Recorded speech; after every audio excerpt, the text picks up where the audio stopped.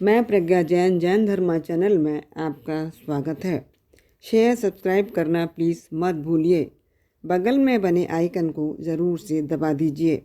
श्रुत पंचमी का पर्व दिगंबर जैन धर्म का पर्व है। षटखंडागम आगम ग्रंथ का प्रादुर्भाव दिवस है।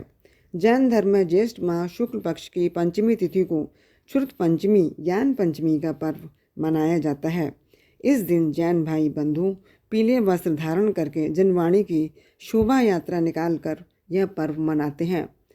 साथ में अप्रकाशित दुर्लभ ग्रंथों को प्रकाशित करने के उद्देश्य से जैन समाज के लोग दान देकर इस परंपरा को पूरा करते हैं। ये श्रुत पंचमी का दिन बहुत ही खास दिन होता है।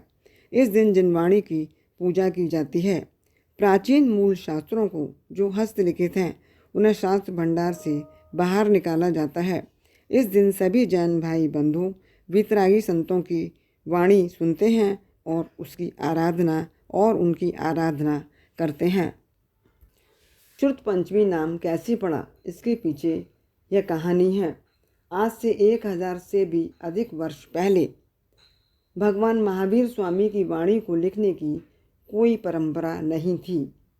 उस समय भगवान महावीर स्वामी केवल उपदेश देते थे। उनके प्रमुख गणधर उन्हें समझाते थे, उसे सुनकर ही स्मरण किया जाता था। इंद्रभूति गौतम गणधर ने श्रुत को धारण किया, इसीलिए इस पर्व का नाम श्रुत पंचमी रखा गया। इसी दिन पहली बार जैन ग्रंथ लिखा गया था। इस ग्रंथ को षटखंडागम के नाम से जाना जाता है। इस ग्रंथ को लिपिबद्ध परंपरा के रूप में प्रारंभ किया गया था। यह ग्रंथ है भगवान महावीर स्वामी की ध्वनि के उपदेशों को लिखित रूप में है। यह बात आपके लिए जानने योग्य है कि तीर्थंकर केवल ज्ञान प्राप्त करने के बाद सभी गतियों के प्राणियों के लिए दिव्य ध्वनि के रूप में उपदेश देते हैं। दिव्य ध्वनि में कुबेर संवत्सरण की रचना करते हैं, जिसको बैठे देवता, मनुष्य और त्रैंच गति के जीव अपनी अपनी भाषा में दिव्य ध्वनि को समझाते हैं। उस समय कोई लिखित पुस्तक नहीं थी। महावीर स्वामी की शिक्षाओं को कंठस्थ कर लिया जाता था। आचार्य भद्रबाहु अंतिम श्रुत केवली थे। उनके बाद इस ज्ञान का हास्य शुरू हो गया था। महावीर स्वामी के निर्वाण के बाद भी इसका बचा हुआ ज्ञान भी धीरे धीरे नष्ट हो रहा था और भगवान महावीर स्वामी की श्रुति परंपरा भी खत्म हो रही थी। उसी समय आचार्य धरसेन ने श्रुति परंपरा के ज्ञान को लिपिबद्ध करवाने का निर्णय लिया।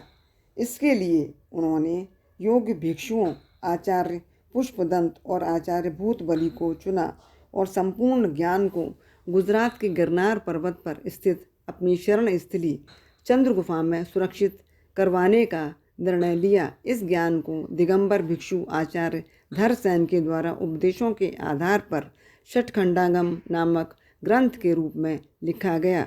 ज्येष्ठ शुक्ल पंचमी के दिन चतुर्वेद संघ की उपस्थिति में उसे भावी पीढ़ियों के लिए सुरक्षित रखा गया।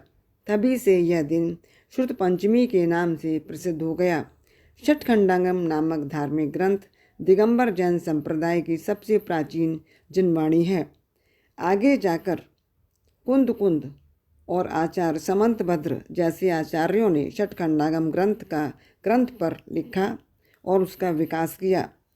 इस पवित्र जनवाणी के ज्ञान के द्वारा हम अपना आत्मकल्याण कर सकते हैं। पूजा अर्चना के द्वारा आध्यात्मिक तत्व को प्राप्त कर सकते हैं। इसीलिए श्रुत पंचमी का दिन बहुत ही खास दिन है। जय जिनेंद्र।